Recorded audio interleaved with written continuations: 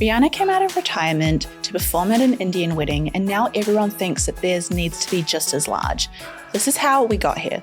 The Indian wedding industry is completely out of control, and as someone that has started to plan my wedding, I have so many thoughts and feelings about this.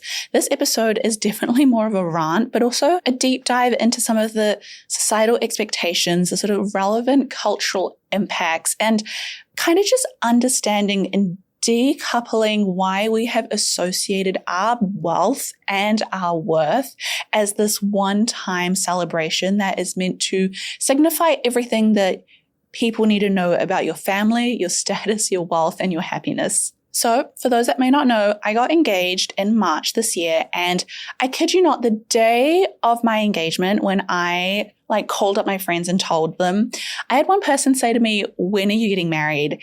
And I was like, girl, I just found out 2 hours ago. I don't know when, but the wedding planning, the idea of the celebration wasn't, oh my goodness, this is so exciting. Congratulations on finding the right person for you and what a fun, happy life you will live together. The question was the celebration of the wedding and when it would be, because it was more about how it would maybe make them feel, or maybe it was about what they should expect and the exciting times ahead to party. I have also met so many people that have said, oh my God, I have always wanted to go to an Indian wedding. I'm so excited. This is going to be so fun. And it's kind of scary because I'm I don't know how to say this, but an Indian wedding is not an event that I'm hosting for you to experience my culture. It's a day when two people get married and celebrate. And yet so much has changed from what my parents did for their Indian wedding and just the absolute craziness of the Indian wedding industry now. You should not be having to worry about going into debt. I just don't think we should be spending the equivalent of a house deposit on a week, not a day. And it just starts to make you wonder, why are we doing this? Where has this come from? What's happened? And as I've started planning out my wedding with my fiance, I've had to really question a lot of the concerns that I've had and my fears. And I've had to unpack a lot of things I didn't even realize I was holding and harboring within me. I think one of the first things that have come up is we place such an emphasis on getting married and the wedding as this sort of reveal to the world about who we are as people, as if a wedding is meant to reflect our values, the amount of money we have, our style, our status, and basically it is our way of signaling to the world, hey, we are worthy or not, or our marriage or future marriage is going to be worthy or not.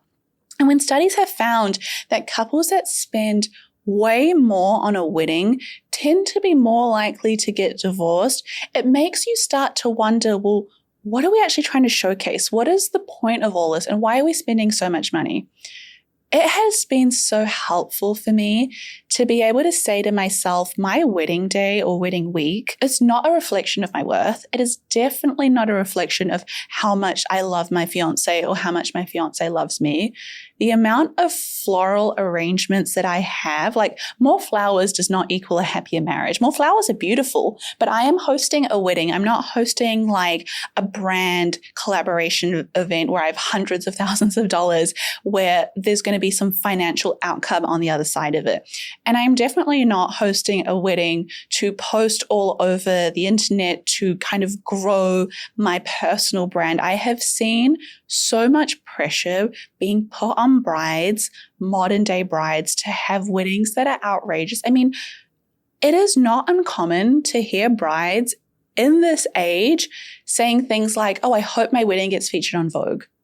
I hope my wedding gets featured on Brides magazine. In what world do we live in where we have gotten so comfortable with making this day or this week not about ourselves and spending time with our family, but it's almost this pressure, which I've definitely internalized, of creating something that is for consumption of other people, and it is for them to judge and enjoy and be wow, these are beautiful. I keep going back to the florals, beautiful florals. What a beautiful venue, or what a beautiful dress. That just did not happen in the past. And it took me a lot of time to understand what has caused such a shift. I mean, we are spending hundreds of thousands of dollars for photographs to post online to showcase information about ourselves. And at what point does it stop? Because, if we look at what's happened with so many of the weddings that we see now, it feels like it's a never-ending cycle of trying to one-up each other with having the bigger wedding, the best wedding. Oh, they gave the daughters a car. We're going to buy them a boat. We're going to buy them a house. We're going to give them this. We're going to invite everyone. We're going to fly them to Europe. It just doesn't end. And I think a lot of the financial pressures come from this very deep-rooted belief in Indian culture, which is log kya kahenge, which also means what will people say? What will people think? And I've realized that as I've been planning my wedding, so much of the pressure around the decisions that I make, I'm not even looking at the venues as to what I would like. I find myself looking at what would my relatives say about this venue? What would my cousins say about this venue? What would our distant friends and family say about this outfit or this choice? Or if we did it on a Sunday rather than a Saturday, all these things start adding up. I personally don't want alcohol at my wedding. I don't think it's important. And yet, that doesn't feel like a decision I can make. It suddenly is, what will other people say? I'm Punjabi. It's a big part of Punjabi culture, even though it's not a part of, the religious portion. It is, you can't have a wedding without alcohol. And yet alcohol is $5,000, $10,000 in the budget across so many different days. It adds up. And you start feeling like you're hosting a celebration not for your marriage and to celebrate the start of this beautiful life that you're going to have with a person, but it's how do I host and make hundreds, if not sometimes thousands of people happy and have the best food and the best music and the best drinks and the best venue and the best experience. And it just doesn't feel like a wedding anymore. It feels like you're just hosting a grand event for your friends and family. And it kind of led me thinking to, what are the other external factors that have put me in this position? Because I did not grow up as someone thinking about my wedding. I was never someone that had a dream wedding day. For me, marriage always felt a little bit scary. And once I got past that, I realized I was excited to be married. I'm excited to spend the rest of my life with an amazing person. I'm excited to be part of their family. I'm excited for them to be part of my family and to build a family. That's the stuff that I'm really looking forward to. And when I see my engagement ring, that's what I get excited about, what I'm reminded of. And this whole wedding part of it is just a hurdle to get to the other side of the actual marriage and the part that excites me. But when I speak to other brides and I've been getting information from my friends on how much they spent on their weddings, that number started at $100K.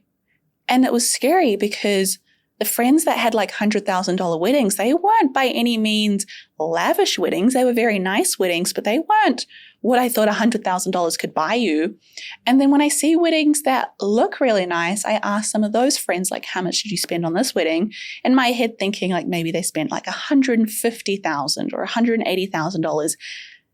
They spent over $400,000, some of them $300,000. One of them was we only spent $200,000 on a wedding. I was okay. And then she goes, and then my family also gifted us a house. It is incredibly unrealistic to look at these weddings and go, oh, this is what I should spend and this is what I should expect if I am not in that position to do so. And when I look at how much wedding you can get for the budgets that I think are normal, I think $100K for a wedding is already a lot, but if that's what my budget is, I am scared by what little that buys you. And I know this is going to ruffle a few feathers, so I want to say this with care, and I understand. I think the wedding industry in itself has a lot of great people that are doing great things, and I will be the first person to say charge what you are worth. If you are an amazing photographer or videographer, obviously charge good amounts of money that reflect your time. If you are a great makeup artist, charge things that reflect your time. That is not a group of people that I'm about to refer to in what I'm about to say. But if you are the kind of person that has a business in the wedding industry, and you know that if you were taking videos or photos for a commercial event and you are only charging $2,000 for that, but if someone says, hey, I want the same amount of photos, I want the same style, and I want it to look like this, and that would be $5,000 because it's a wedding, shame on you. Like, that is not okay. If you would spend, amount of time working on getting the makeup done for a model who needs her makeup perfect for like 7 straight hours, and that amount of makeup costs you, $1,000 to do, and that's what you're charging a commercial model, you should not be charging $10,000. And some of these Indian wedding vendors are charging $10,000 for a day of makeup. In what world is that normal? In what world am I having to pay money that does not make sense for a day or a week or an event? And it's hard because when you start thinking about the questions like, should I have better makeup? Should I have a nicer dress? We have this emphasis that we place on women. We tell them your wedding day is meant to be the best day of your life. And your wedding day is meant to be the happiest day of your life. And it almost feels like your wedding is the peak moment. And therefore you need to look your best. You need to feel your best. You need to be dressed the best. And you almost start equating your self-worth with, how do I look? What am I wearing? What kind of makeup artist can I afford? Can I afford someone that, charges $4,000? If no, am I not in a place in my life where I'm comfortable? Am I poor? Am I the questions that start coming up almost become less about the budgets and it becomes more about your self-worth. And I find that aggressively uncomfortable because it doesn't exploit our deepest desires and fears by any means, but it definitely is a gray area where if you know that your customer just wants to look and feel good and you don't mind charging them extra because it's their wedding, it's a once in a lifetime opportunity, they want to feel good, society makes them think this is the most important day of their life, that is so unfair. We should not be encouraging people to spend more than they can afford and to say thousands of dollars for this, thousands of dollars for that, tens of thousands of dollars for this. That's normal. That's just what you should expect for a wedding. No. Why? That is not normal. People are going into debt because of weddings. And this is not a new phenomenon. Since the times where we speak to our parents and our grandparents in Indian culture, when a daughter is born, there are a number of reasons why so many families in the past, and some still today, are stressed and upset about having a female being born into their family.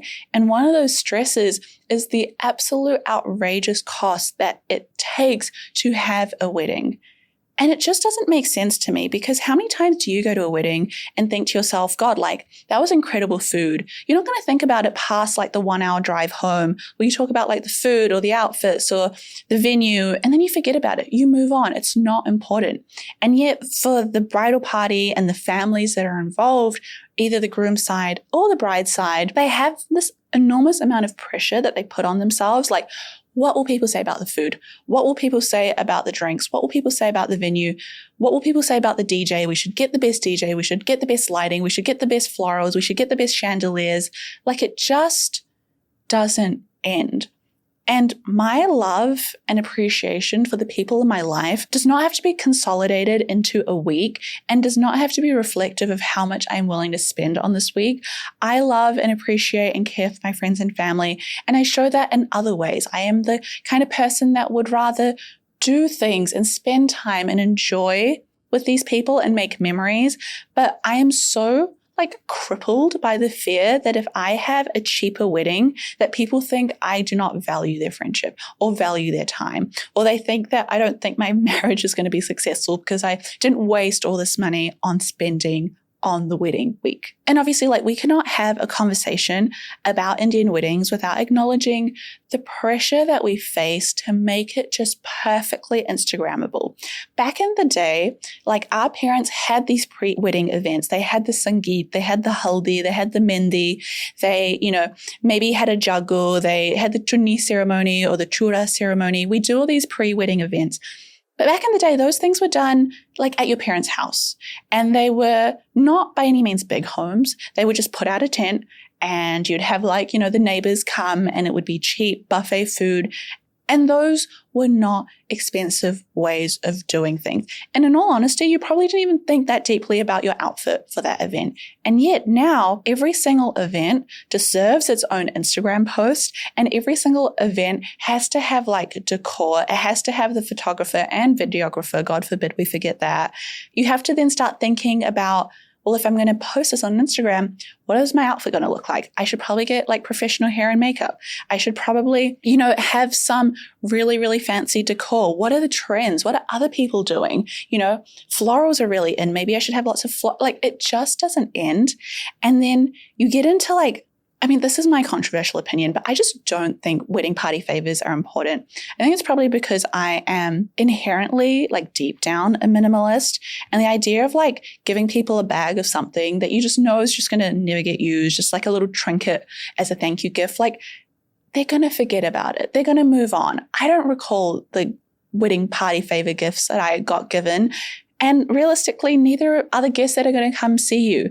It's not about the things you give them in terms of gifts and goods and food. It's about just celebrating your love and celebrating being around your friends and family.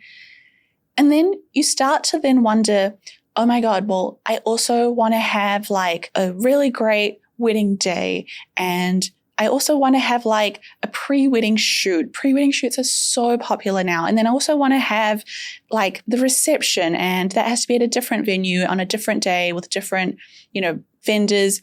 And then all these things need outfits. And it's gotten to a stage where an Indian wedding, as a bride, it's not unusual to deadpan say, oh, I need 6 outfits for my wedding. Haldi, Mendi, Jago, Sangeet, or the engagement, the roka, then the actual wedding day. If you're a Sikh like myself, the Anand Karaj, and then the reception. And then if you're marrying someone from a different culture or different religion, if you have their ceremony as well, we're up to 7 dresses. It's incredibly insane.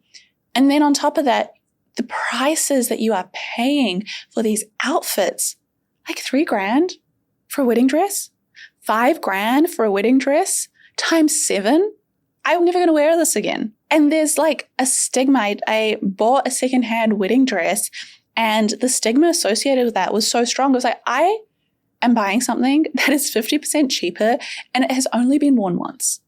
I don't feel like the insane person here. And yet when I engage with vendors and talk with friends that have been married or talk about getting married, I feel like I'm a crazy woman for being this is outrageous, right? is anyone else feeling that this should not cost this much? A nice Indian wedding should be $50,000 and nothing more. That's, $10,000 per event. It shouldn't be anything more than this. And then even if you put your foot down and you're I just think that I want to have a small wedding, and I just want to have something really intimate with just my close friends and my family, the amount of pushback is feral. The amount of times that Indian weddings are no longer seen as, actually I take that back, they've never been seen as just about the bride and the groom. They're about the family and the family status and how we are presenting our family to the world. And so to not invite everyone and anyone is almost seen as a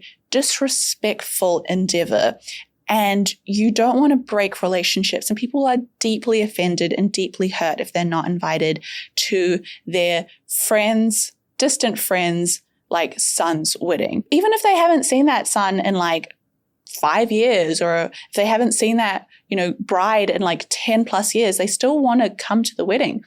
And it becomes this unrealistic way of living, because when our parents were younger, if they got married in India or even in the West, the cost of living was so much cheaper. The venues were cheaper. The food was cheaper. Salaries were a little bit more reflective. You could have a one person working in a family household and still be able to buy a home. And now the world just doesn't reflect that. You can have 2 people working and their families contributing, and that still isn't enough to have a lavish Indian wedding that is under 6 figures. And that is insane to me. It should not cost this much. And so if you're watching this and you're going, Sim, I hear you, but I just don't understand like how I can have a wedding that still aligns with my budget, that I'm not going into debt for, that I'm still living my dream life and having my dream wedding, but within, the realms of normalcy. My perspective on it is your wedding day or your wedding week is not a reflection of you as a person. It is not a reflection of your wealth. It is not a reflection of your self-worth. And it is not going to be the best day of your life. There are going to be many best days of your life. This may be one of them. And it may be because there's all these people that love you, that you get to spend time with, that you're bringing everyone together with. But I promise you, you will not remember the color of the tablecloth. You will not remember the arrangements of the flowers. You will remember the things that you value. And so choose those things that are important to you. Spend money on those. In my case, I want to capture everything. So the film and the photography, that's important. I'm happy to spend a bit of money on that. But the dress, like, I'm going to wear it once. I'm never going to wear it again. I'm just going to sell it. It's not like I'm going to expect my future daughters, if I have daughters, to wear it. And those are things I don't value. And so you've almost got to decide what's important for you when you get married, what is not important. And for me, proving my wealth, proving my worth, proving that my wedding needs to be some grand, expensive thing is just not a value. But spending time with my friends and family are, and having a great, lovely, stress-free, the main word, week is. And so those are the things that I want to spend on. But if you've watched this and you feel like it is just still outrageously insane what the wedding industry has done, please let me know. I would love to hear your thoughts. And if you want a part 2, I'm always happy to dive a little bit deeper into some of the craziness that is the Indian wedding industry. And with that, I'll see you next week.